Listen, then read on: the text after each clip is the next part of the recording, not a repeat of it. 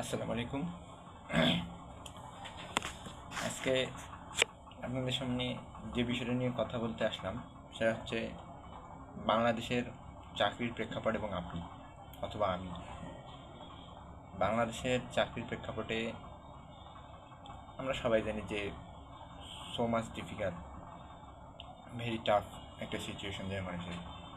কে কোথায় চাকরি করবে না করবে, দেখা যাচ্ছে এমএ পাশ করে পিয়নের চাকরি। তো এমএ পাশ করে যদি পিয়নের চাকরি করতে হয় তো আমার এমএ পাশ করার দরকার কি ছিল?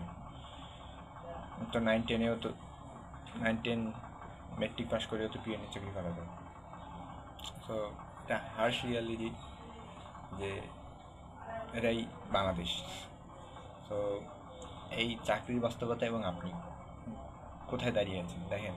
আজকে এত ইউনিভার্সিটি স্টুডেন্ট, এত গ্রাজুয়েট, এত ভালো ভালো স্কুল কলেজ থেকে মানুষ বের হয়ে আজকে কী করতেছে? দিন শেষে কিছুই করে না। যে যার চাকরি হয়েছে সে তো বেঁচে গেছে, যার বাপের অর্থ আছে সে বিদেশ চলে গেছে, তারপরে মামা খালু খালা এদের কোটা তো আছে, এমনি চাকরি নেই। তারপরে যদি এরকম হয় কোঠা, তার দুর্নীতি, সেই বাস্তবতায় দাঁড়ায় আপনি আমি নিজেকে কিভাবে প্রস্তুত করতেছি একটা চাকরির জন্য, এটা কিন্তু বোঝাটা সত্যি খুবই গুরুত্বপূর্ণ। যে আজকে চাকরির জন্য পড়াশোনা করলাম, আসলে চাকরির জন্য পড়াশোনা যতগুলো মানুষের চাকরি হয় তাদের মধ্যে কি এমন মানুষ নেই যে অনেক কষ্ট করার পরেও চাকরি হয়নি? অ্যাভেলেবেল, অনেক, হিউজ। সো সেদিক থেকে চিন্তা করলে মনে হয় চাকরির বাস্তবতাটাকে ভুলে গিয়ে যদি নিজে কিছু করা যায়, এরকম একটা উদ্যোগ যদি আমাদের সবার মনে থাকতো, তাহলে বেকারের সংখ্যা 10 জনের ভিতর 2 জন হইলেও তো কমতো। এটা সত্য।